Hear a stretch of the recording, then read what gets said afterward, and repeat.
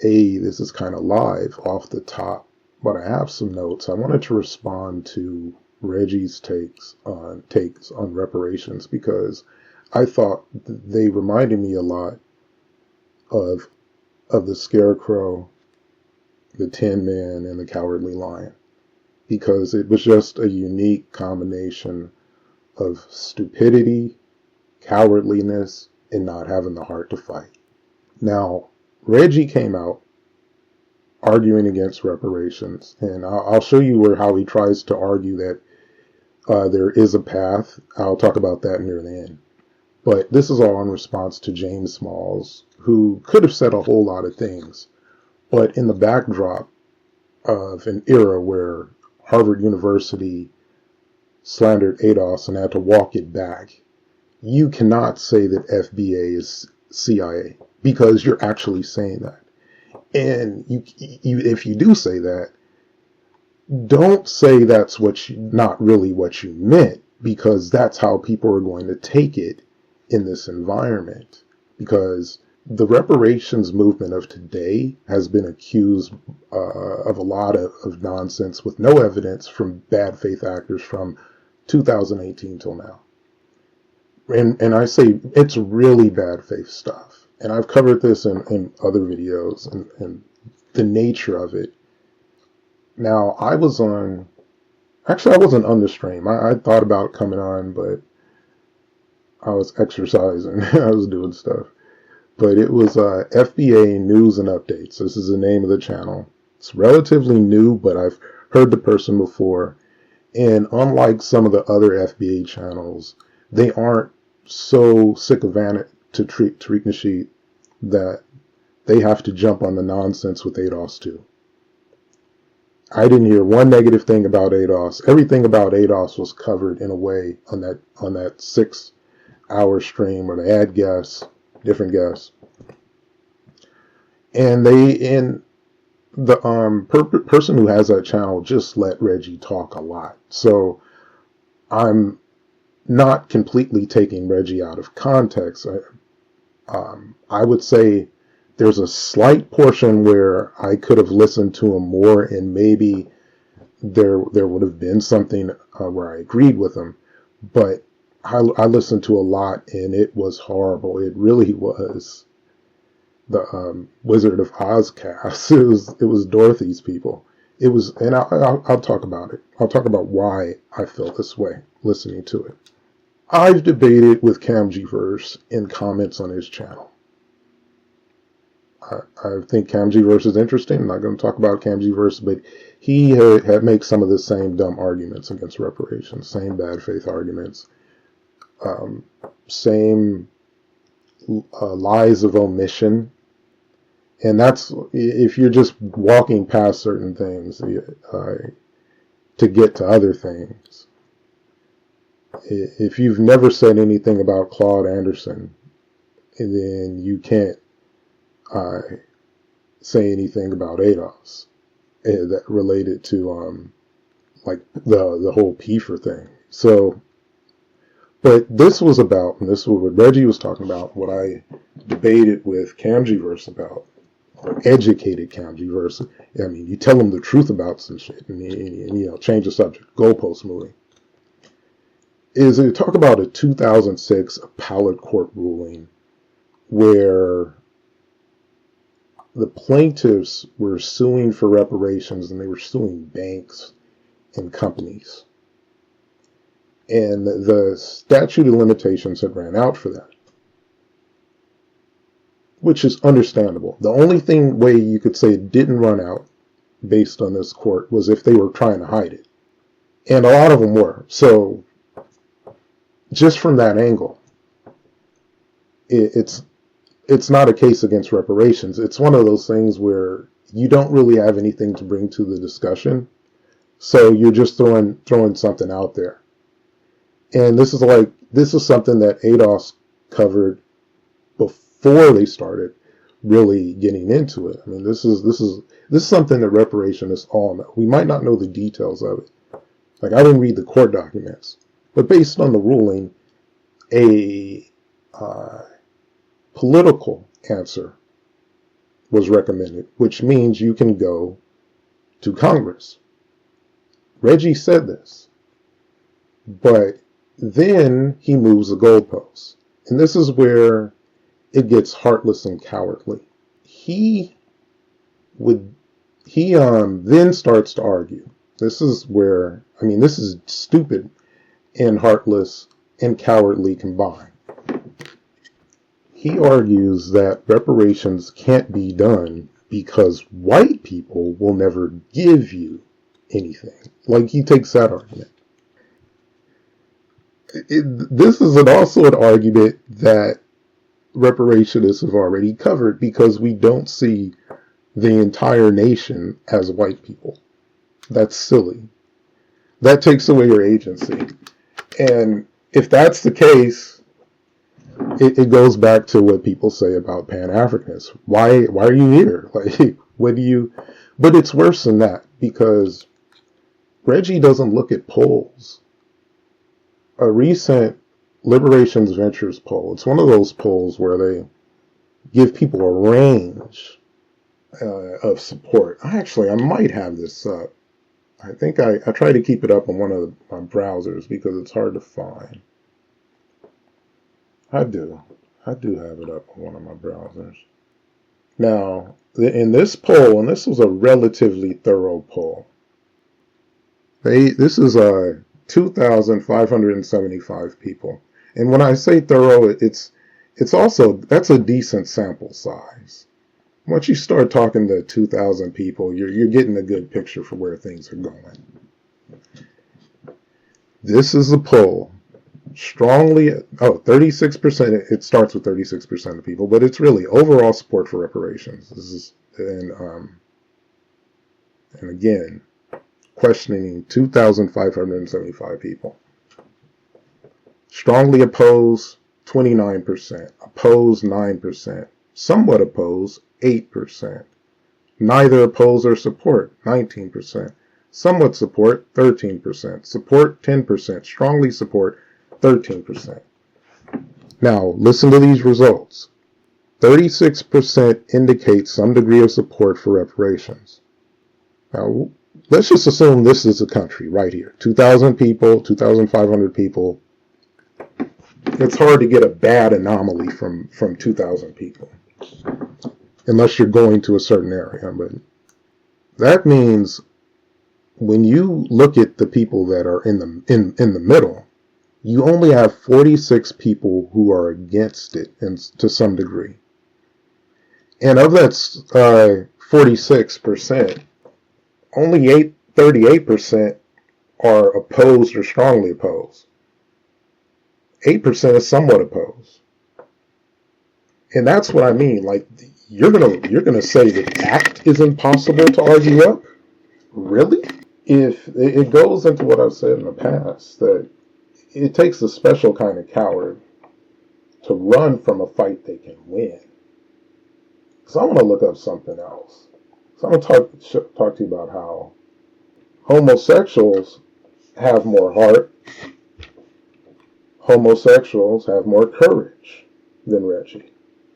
Because, and not just homosexuals, people who believe that they should have the same rights. So they're allies and they're advocates. Because, man, gay marriage, I'm going to look at gay marriage polls. They were awful, bro. They were awful. If you wanted to legalize gay marriage, and you looked at polls, and you looked at what people believed and what they would do, you had a better argument in the 90s, where I'm looking at a binary question. I'm looking at polls from the 90s all the way till now. But go back in 96, 68% said it should not be valid. The same-sex marriage. Now compare that to today with that recent poll on reparations and where it's been trending towards. 46%. But I was living in California. I saw how they fought to change the laws.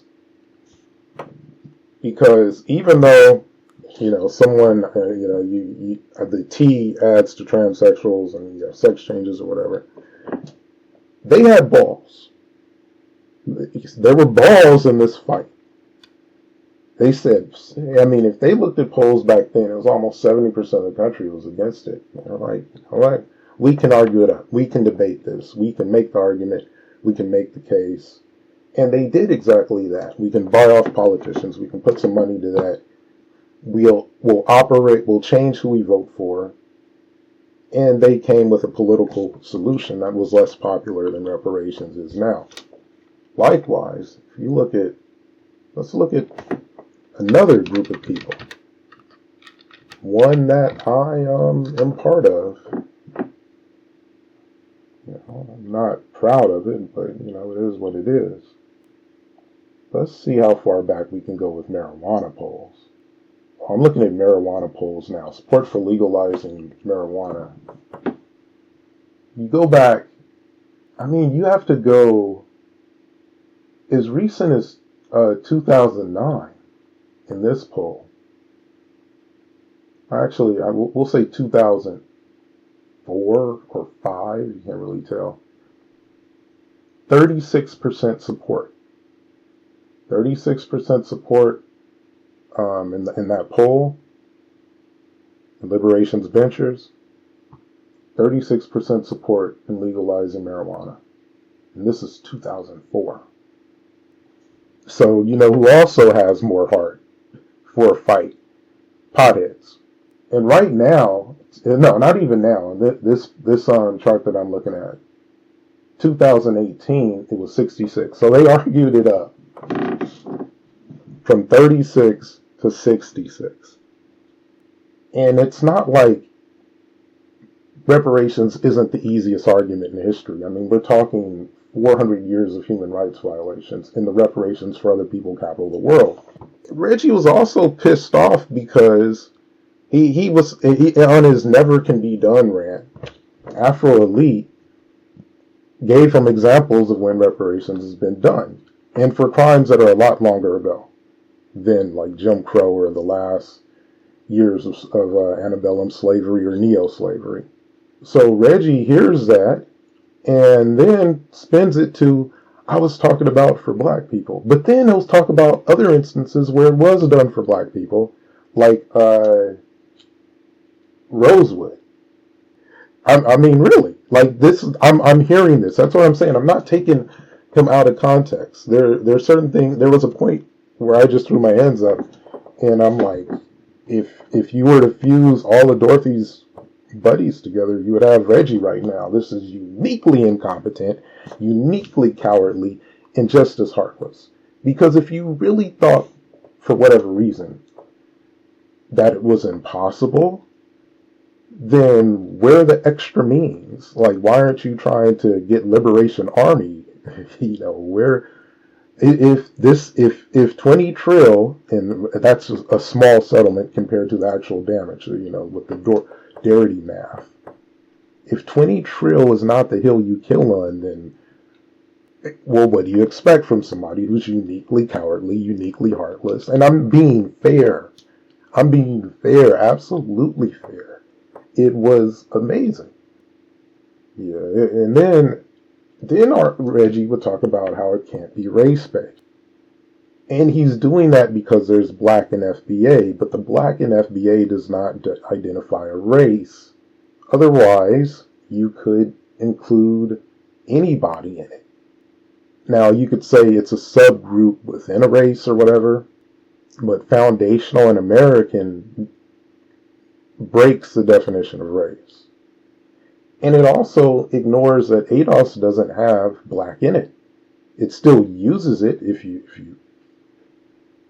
you look at their bill, their reparations bill, and the book that they just released on it. Now, you can get into the weeds on how that might be difficult to get past certain courts, but Reggie is not making a constructive argument. Instead, he makes that case, but ignores ADOS, because Reggie was on one of the people who was bad-mouthing ADOS anyway. So it's what I mean. He'll move the goalposts to argue against FBA, the black in FBA, and he'll move it to an area which makes him a hypocrite, because the way he talked about how it can't be race-based was kind of condescending, like you don't know this, and I'm bringing knowledge to the community and all that. And I'm like, dude, ADOS just did this for the last 5 years. Really, 6.5 years. And you had smoke for them. They're the ones, and FBA and ADOS means the same thing. It refers to a lineage. And you had smoke for aren't we all black? Didn't the slave ship drop us off and they're here and there like we're on the same boat? And you went to the whole we're all black thing. So yeah, you can't move the goalposts in an area where you already moved it from before. And then he went straight up Rush Limbaugh. He started to go with the whole right wing that we're not our ancestors. Now, all these people who've gotten reparations for stuff that happened longer ago, when Japanese got reparations, this was, 88. So we're talking about 30 years from 32, from the Civil Rights Movement, from the Civil Rights Act. And it was even named, I think it was named Civil Liberties Act for Japanese. Yeah, because you had Civil Rights Acts of 64 and 68. So, between that period. Yeah, as recently as 68, you could discriminate from selling and renting things to people based on race, religion, all that. He called Afro Elite a boy multiple times. You weren't a slave. He basically made that argument. Now, Japanese, Native Americans, Holocaust descendants, they get reparations. But instead of knowing that and saying, okay, we've already set that precedent where it goes to heirs and descendants, regardless of how recent some of this was. Because, you could talk about 88 to the 40s, that's longer ago than if black Americans would have gotten reparations for all the forms of economic apartheid. That was longer than what happened, if it would have happened in 88. And then you could go to Native Americans who have a whole bunch of little cases for reparations in different forms. And the crimes against them are many times older than the end of slavery. Hundreds of years older. So it's going to descendants. And it's not Native Americans who live in Peru. It's American, USA Native Americans. Then one thing he and James Smalls, they always talk about spending power, and then they start to get all like they're talking to their kids and lecturing black people. We got blah, blah, blah, and what do we do with it? But they themselves don't take the time to look at what people spend money on. Look what black Americans spend money on. Once you get past food, clothing, and shelter, you start to see, oh, this is a bottom caste, and this is a country that is expensive and it churns a lot of money.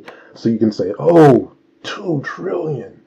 But you're saying this before, or I should say, you're saying this while people are naked, homeless, and hungry. Now, as soon as they put some clothes on, a roof over their head, and a bite to eat, then look at the money. And if you have a problem with that and you want to continue to do the whole do for self thing, but you don't see the agency in arguing up something that's more popular than, as I just showed with legalized marijuana and gay marriage, if you don't have that agency and you start to continue down this road, what you're doing is you're saying that a people that could have, because we talk about the real number, not what the Darity math and closing the racial wealth gap. We're talking about something you cannot calculate. And if you were to just, okay, I'm going to say all the wrongful deaths and sex assaults and the wet nurse industry,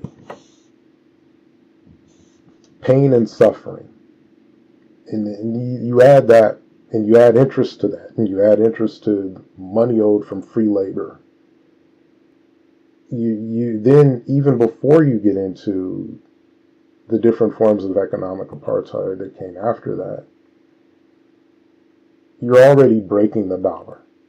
So when I say it's a settlement, it's like, look, you can't afford to pay a lineage of people that you did this to. And you even admit it in court documents. So you admitted that. So you can't afford to do it. There's no argument against it unless you're the embodiment of Dorothy's truth.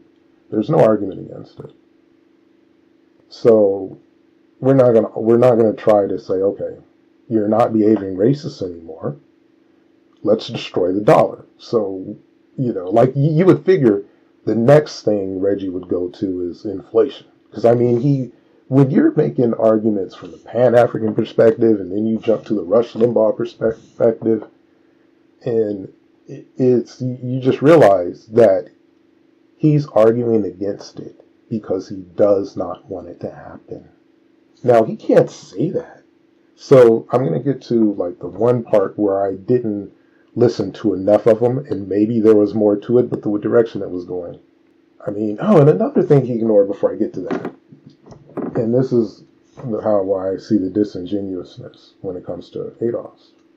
ADOS comes around, and the very next year, ADOS is 2018, or even, I think maybe even that year, maybe even in 2018, that's when you have HR 40 blow up when it comes to signatures. Now, ADOS kind of understood what that meant. That it didn't, that was a posture. And so the pressure was put, okay, make the argument for it. Try to get approval from Republicans. We can't give you the vote. So they had the whole Democratic down ballot thing. Like, you haven't earned the top of the vote. Right?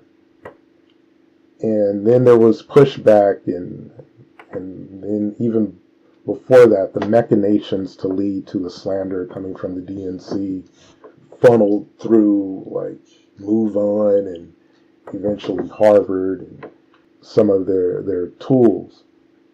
I don't even know if I don't think they would employ Reggie.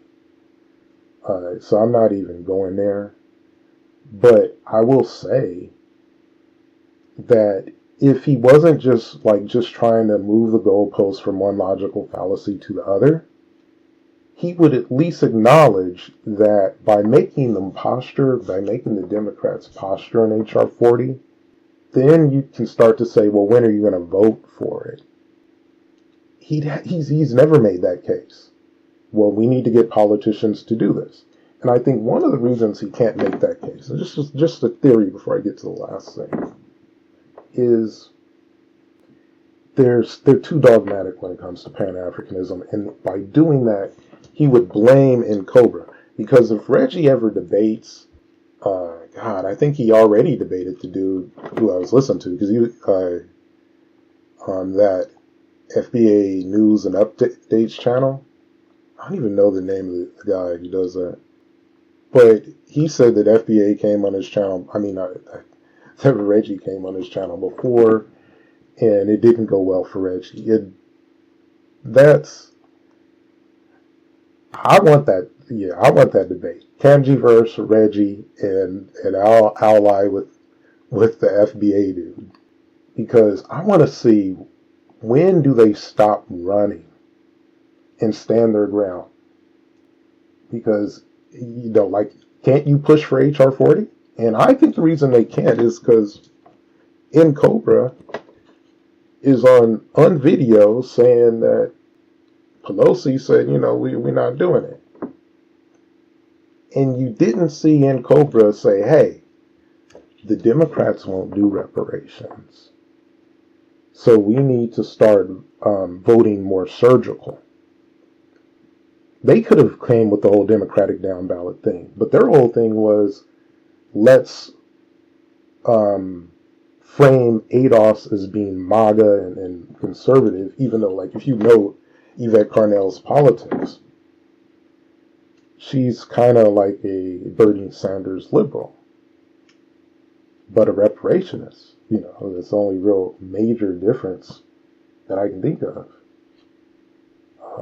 She's pretty liberal without being a class reductionist.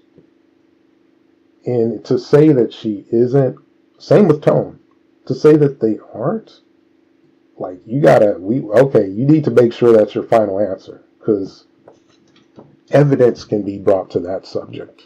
We can get into why she would join PFER's board and what the Democrats weren't doing for Black Americans that PFER was doing. But let's get to this. Near the end, and this is where I cut Reggie out, he was talking about how there are 12 million hard-working, well-muscled Caribbean immigrants. And if we can join with them. Now here's the thing. Why aren't we already joined with them? If a lineage-based reparations claim isn't something that they would join in and help push and vote for, I mean, is that what you're saying? Are you saying that we can't get votes for reparations because a Jamaican or Haitian, like, what do you call people from Belize?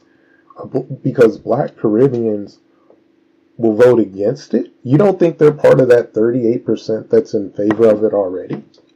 But that's what he was saying, is that we need to join with them. And I'm like, you're going back to blackness, to flat blackness, if you're doing that. If you want to include them in it.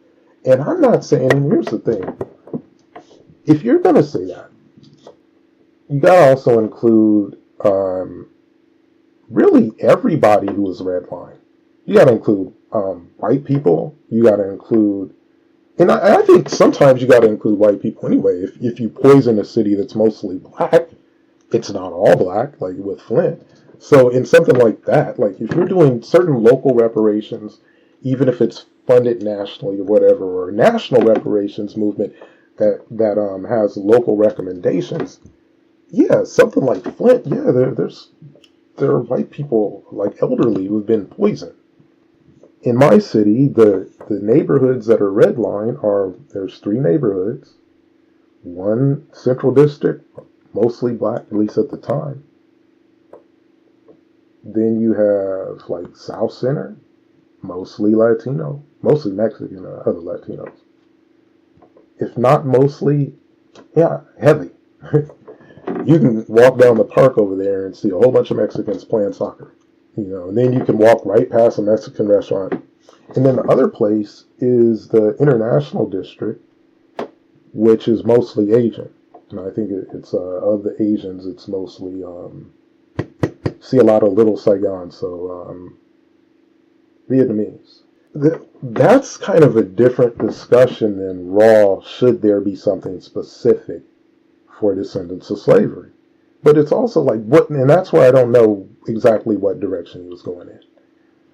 I end up going back to the channel. It was 6 hours, so I tuned out after that. I threw my hands up. I'm like, this motherfucker. This is horrible. And the more I thought about it, and I started to take notes on what all that he said, I'm like, yeah, this is uniquely cowardly, uniquely heartless, brainless. And the combination just creates something that people are sick of. It's a tired old trope. Like, I mean, he threw out a lot of tired, ridiculous arguments and stood on them like, I'm bringing knowledge. Okay.